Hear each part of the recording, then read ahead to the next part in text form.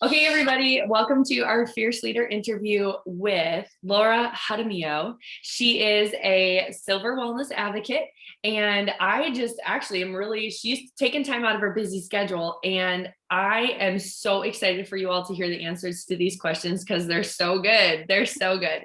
Okay, so Laura, tell us, how did you first hear about doTERRA? Okay, so I was working at a residential home for women with eating disorders, and one of the residents had a plain roller bottle, and I was like, "What is that?" And like I had to know. And she told me that a friend of her mom's made it for her that lived all the way up in Wisconsin, and I was like, "Oh boy." So I ended up getting her phone number, which ended up being Amy's mom, Melissa, and connected with her. And it gets a little blurry in there, but at some point, Melissa and Amy came down for dinner at the residential home and taught us about essential oils. Is that how you remember it? Were you, I remember, I know my mom was so sweaty about that roller. She thought you were calling because she was in trouble for sending that roller. Yeah. Yes, she was so No. sure. Yes, that you were like going to drive to Wisconsin and find her. So, yeah, were you enrolled when we came down to teach that? That I really don't remember. Like, I don't remember when I enrolled. I don't remember how I enrolled. I do remember a conversation with you about sharing, but Yes. I don't remember. Okay, so we came down, we talked on the phone, we never met, and we just like sat in your little office before we had dinner. And we sat, we kind of talked and connected. But there wasn't like any formal oil part to it, right? Wasn't it just me sharing over dinner? What was it? What It did was you you do? sharing over dinner. I don't even know. Yeah, it was you sharing over dinner. And then we did a make and take. We let them make rollers with the emotions book. We had an emotions book there, and there were probably like 5 or 6 residents, and you guys just answered questions. You guys might have done like a mini. Yeah, that's right. People asked about my story. Okay, yes. Yeah. I And don't then remember. Oh, go ahead.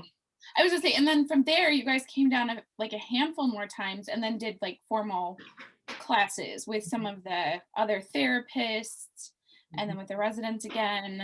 But At your sister's house. at my sister's house, and Mhm. yeah, it just evolved from there. At your house, that's right. We came and did, yeah, I guess you're right. I don't remember how you enrolled, but I do remember that's where it all started. Um, and I remember also when my mom, because like we were both kind of helping and caring for you, right? Because you had a relationship with both of us at that point, even though my mom was initial contact. And I remember when we were like on the phone, maybe like doing a follow-up appointment, you were probably on speakerphone, and she started being like, well, do you have any interest in like sharing? Started saying that. And I'm in the back going, I was sweating so bad because I was just like early and I didn't know how to do that well and to talk about that well. And my mom is just like so like shameless. And I was dying, dying. And you Well, were like, I do have some interest. I did. I really did, because I knew that, like, really what brought me to oils more than anything was thinking about what it could do for my residents. Mhm. Um, Mhm. I don't know that I really cared about what it could do for me. You're And that's selfless. it's pretty typical of me. But like I knew what it could do for the residents and people that I was going to work with in the future. And then you guys had that conversation about sharing. And then I do remember you being like, one of the doctors that I worked with, you were like, I think you should talk to her about them. And I was like, no, no, no way. Like, I can share oils, or like I could just share them, but I'm not ready to talk to people yet. So it was a fun process, like, and a long process, I think. It was a process. I thought you were kind of lickety split, to be honest. I thought you were like a real whippersnapper in it. Do you remember, like, was there an oil that you first fell in love with? Peppermint. Peppermint's always been like my favorite for like headaches, waking up in the morning. I don't know. I just have always loved peppermint. That was Do you probably, remember what you put in the roller you made the night we met at oh after dinner? Do you remember? no, but I will never forget. Do you? Mm-hmm. You do not. Oh, I totally do, but I want to hear what you're going to say. I just remember one of the residents there, like Mhm. falling in love with juniper berry because Mhm. she was like so excited that it would help her nightmares. Mhm. So I remember that. But do you remember what I made? Basil and balance. So you Really? take the grounding, but it smelled so good. The grounding blend and basil being the oil of renewal. Huh. Uh-huh. That's so interesting. Wow. Mhm. I can't believe you remember that. So many fun things. So I love looking back on this. See, I was like, this is gonna be so fun. So nobody remembers how you enrolled. Totally fine. You kind of got it started. I thought you, yeah, I guess sharing for you maybe was a process, but you were so good about letting us like come down and keep, you booked classes I booked really well. Like we were in the hospital or in the treatment, I don't even know the names of like the different places we were necessarily, but you like with family and friends at the clubhouse, like Clubhouse. we were teaching. Yeah. You guys came down a lot. You guys came Mhm. down a lot. It was a really great support. It was And amazing. I thought that I think it was at the clubhouse that you first tackled teaching your own class. I remember that we were there, but you did that. You were like kind of my first experience of like, yeah, I guess we were driving all the way there and doing that. But I remember like driving home and leaving the enrollment forms with you and having it be like, that was so amazing. I do remember my first class too. That was scary. It was scary, but it was so worth it. And I thought you guys were like judging me the whole time. But like I knew you were just, and now I know you were supporting me. Oh, she said that was wrong. That was wrong. Yeah, of course you're just supporting you. You're so silly. Okay, can you tell us about how you've been able to incorporate doTERRA into what you do? Can you tell us a little bit about what you do and things like that? Well, how does that overlap? So I'm a licensed clinical professional counselor and I specialize in eating disorders, anxiety, personality disorders. So when we were in office, I always had oils diffusing in my office in the Mhm. lobby. Like, so when people come in, it was like a calming space, and then into the office, my room. And then, op- offering essential oils is always an option to people. Like, it's another tool that they can use to help relieve anxious feelings that they Mm. can use to help them sleep. So I just offer it as a tool to them. And it's something that has just it's like everywhere around me. They just know me as someone who uses oils. Who uses oils? You said off the bat that you were thinking more of how it would help other people more than like what you were thinking you would do for yourself with it. But can you tell us like as that process has unfolded, like what are some of the things that you'd love to be able to use for yourself or maybe like some of your favorites outside of peppermint? Like what does that look like? Well, I started using the lifelong vitality supplements, which really made a difference in my energy and my focus at work and then in just my daily life. Mhm. um and now I do use oils all the time. Like I have adaptive on my desk. I have wild orange in my drawer, like just to wake me up, like in session, like I'm just putting stuff on. But then, like I have my evening routine is a lot more defined than my morning routine with oils. But like my supplements in the morning, and then evening, I use rose, magnolia, um, frankincense. I put them in my bath. Uh-huh. Like I'm using them all the time. You're all in now. I'm all in. They're all for me.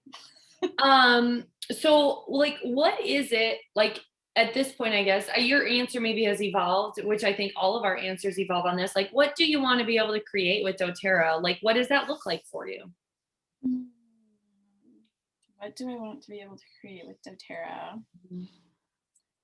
I have I I want to be able, and I feel like I do, be able just to offer these to people that wouldn't have access to them or Mhm. wouldn't know about them, and offer education to not just my clients, but my friends, my family.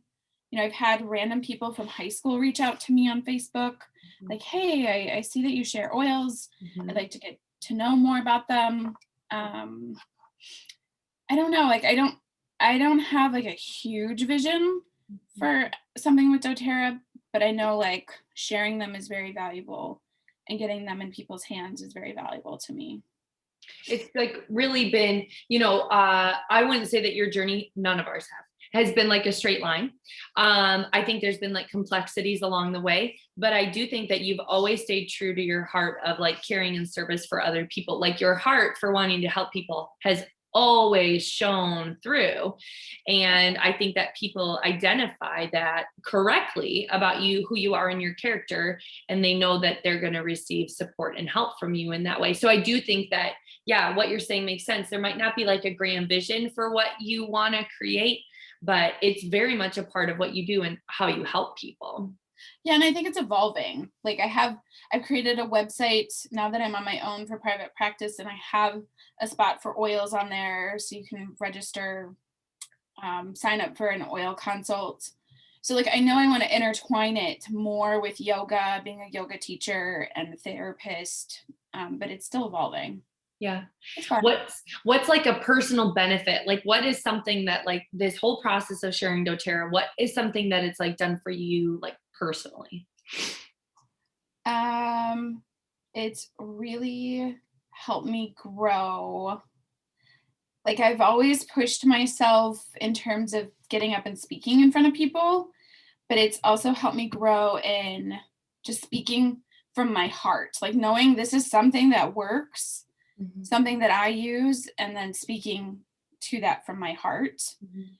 And it's also helped me see like how to keep boundaries between friendships and business, because I've worked with friends, worked with you, but like my best friend Esperanza, like managing that, like keeping our friendship here and then putting doTERRA hat on. And Mhm. that's just been fun and challenging to see how that works as well. Just help me grow professionally. Mhm. I do. Yeah, professionally too. That's really interesting. What do you feel like, what would you say is the biggest benefit you've gotten out of doTERRA up to this point? There's no Biggest wrong answer. benefit. Um, I would say just like the benefit of challenging myself, Mhm. growth in many, many different areas. Mhm. And I feel like anything that challenges you, you can only learn from and grow from. Mhm. Why do if somebody were considering starting a doTERRA business right now in this day and age, like why would you say now is a good time? Now is a good time to start a doTERRA business because you have fierce oilers and you have fierce leaders, which I think is an amazing support. And like from beginning with you to where we are now, It was the very beginning. it really was. Like it really started from the beginning with you. The structure and everything that is in place to start your business, it, I would be like, why would you not do it right now? Like everything is in place. There's tons of support. There's classes that, my clients, my customers can go to, and I don't have to worry about running them. Mhm. And it's fun. And it's a lot of fun. Sometimes it's fun. Sometimes it's challenging, but it's still fun. It's still a lot of fun. Is there anything else you want to say to the crew? I thought that was so good. I love that. Anything else? Mm, I think the biggest takeaway is just like you as in you as the individual, me, I'm in charge of the amount of expectation that I put on myself, the amount of pressure, the amount of work that I put in, and I'm in charge of asking for support and like reaching out. And I think everybody needs to be reminded of that. So thanks for all you do with me. Oh, thanks. Thanks for looking back on the journey with me. That was fun to do. I knew it was gonna be fun to do. I know. And taking that time out of your schedule. I know you've got a lot going on. Thanks.